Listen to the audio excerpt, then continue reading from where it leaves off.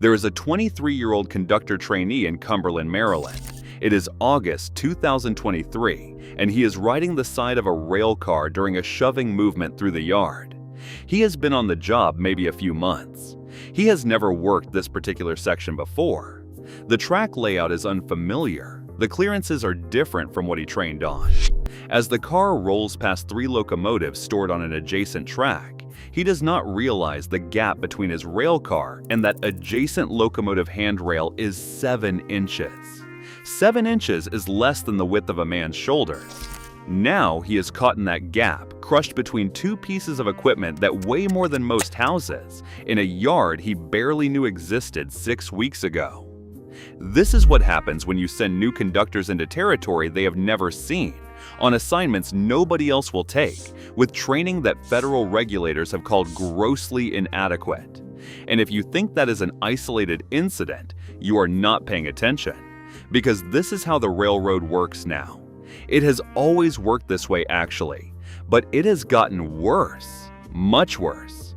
And the people paying the price are the ones who just walk through the door. Let me explain how this system actually functions, because most people have no idea. When you hire on as a conductor trainee at any Class 1 railroad in this country, you do not get to pick your schedule. You do not get to pick your route. You do not get to pick your days off. You go where seniority says you go. And since you have 0 seniority, you go wherever everyone else refused to go. They put you on what is called the extra board. The Railroad Retirement Board has actual documentation on this, and they describe it about as honestly as any government document ever has. They say the extra board is described negatively because, and I am paraphrasing here, you take what you get, when you get it, between your assigned terminals. That is the official description. You take what you get. What does that mean in practice? It means you are on call 24 hours a day, 7 days a week. It means you can get a phone call at 2 in the morning telling you to report in 90 minutes. It means you work whatever assignment the computer spits out. And if that assignment happens to be an outlying job at a remote location with the worst possible off days and a start time that destroys your sleep cycle, well, that is what seniority gets you. The guys who have been there 20 years, they bid the good jobs, the steady jobs, the ones with regular hours and predictable routes and actual weekends off. And everything they do not want rolls downhill to you. There's a term for the jobs nobody bids on. They call them forced assignments. One man on a railroad forum put it perfectly. He said forced assignments are undesired because they are outlying jobs at bad or distant locations, or jobs with off days or work times no one likes. Then he said something that tells you everything. He said people prefer the extra board to jobs like these. Think about that. The extra board is so unpredictable that most people consider it a punishment.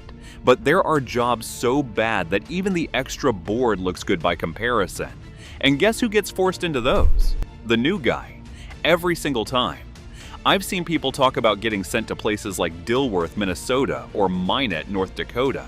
Nothing against those towns, but they are remote. They are far from major terminals. The work is irregular. The hotels are marginal. If you are assigned there on what they call a closed seniority district, you are stuck. You cannot transfer out. You cannot bid somewhere better.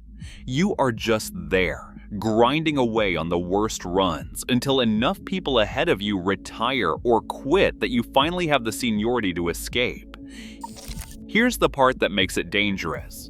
When you are new, you do not just get the worst schedules in the most isolated locations. You get territory you have never seen before, and territory knowledge is not optional in this business. The Federal Railroad Administration has an entire study on this. It says knowledge of the territory provides the foundation for being able to operate safely and efficiently. It says train crews need to develop a detailed mental model of the physical territory in which they operate. That means knowing where every signal is, every switch, every grade crossing, every siding, every industry track, every place where the clearance gets tight. Some territories are so complex that even experienced conductors have to requalify every 6 months.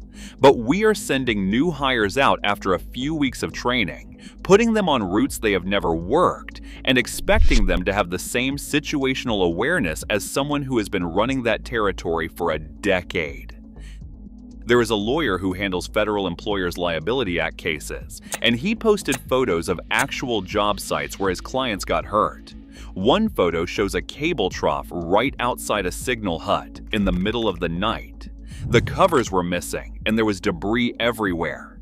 His client stepped into the hole and needed knee surgery. Another photo shows a situation under a bridge, in the dark, in the rain. The lawyer described it this way. A conductor new to the job had never been to this part of the yard. There were no lights. The reflective surfaces did not exist. His client hit a concrete pillar with an all-terrain vehicle that had no mirrors. That is what unfamiliar territory looks like. It looks like tripping hazards you cannot see, clearances you do not know about, switches and locations you have never memorized, and all of it happening at 2 in the morning. In weather you would not send your dog out in on a route you have maybe worked twice before. Now, here is where it gets really bad. The training itself has been gutted. A union official with Smart Transportation Division said this publicly. Years ago, railroads required at least 6 months of training to become a conductor.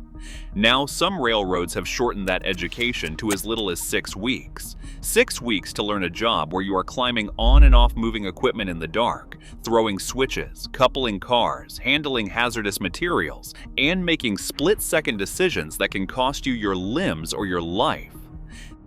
The FRA sent a warning letter to Norfolk Southern. They called the company's 13-day classroom training program grossly inadequate. Those are the agency's actual words. They said it was incompatible with the demands of a Class 1 freight railroad. They said the on-the-job training lacked consistency, structure, and proper oversight. They said when trainees were assigned to terminals, the managers at those terminals had no process to follow. The union had already warned Norfolk Southern that their truncated training would have catastrophic impacts on employee safety. A union official said it was not 2 weeks later when the first recently promoted conductor lost an arm. The very next week, another conductor suffered an amputation. 2 amputations in 2 weeks. Both were new conductors. Both were working in a system that rushed them through training and sent them out to routes they barely knew. And still, people quit in droves. The chief executive officer of CSX told the Surface Transportation Board that they are seeing high attrition rates during onboarding, training, and the first year of service for conductors.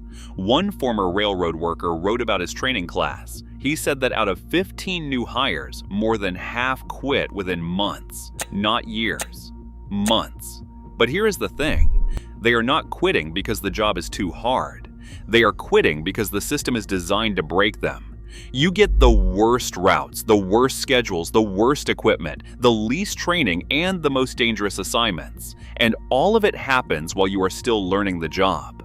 I have talked before about how railroads treat workers who have been there for decades. The pension games, the injury retaliation, the surveillance. But at least those workers know the territory.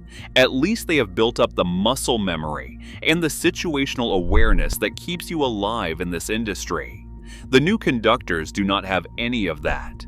They are learning as they go. And they are learning on routes that every veteran refused to work. One comment I read summed it up better than I ever could. The man said the dream of every new hire extra brakeman who has suffered the verbal abuse of a grouchy, sarcastic, old head conductor is that one day he too will be a grouchy, sarcastic, old head conductor. He longs for the day when he will sit in cushioned ease and point toward the work that has to be done. No more rain and snow down the back of his neck while he hangs on the side of a boxcar. That's the dream. That's what you're working toward. Surviving long enough to finally get the seniority that lets you escape the routes nobody else will take. And if you make it, if you last 5 years, or 10 years, or 20 years, then you get to watch the next batch of trainees go through exactly what you went through. Because the system never changes. The good jobs go to the guys with seniority. The worst jobs go to whoever just walked through the door. And every year, more new conductors get sent into yards they have never seen, on equipment they barely know how to operate, with training that federal regulators say is not fit for a Class 1 railroad. That conductor trainee in Cumberland, he was 23 years old. He had been on the job maybe a few months, and they sent him into a close clearance situation in an unfamiliar yard, riding the side of a rail car through a 7-inch gap. The gap was not wide enough. It never is.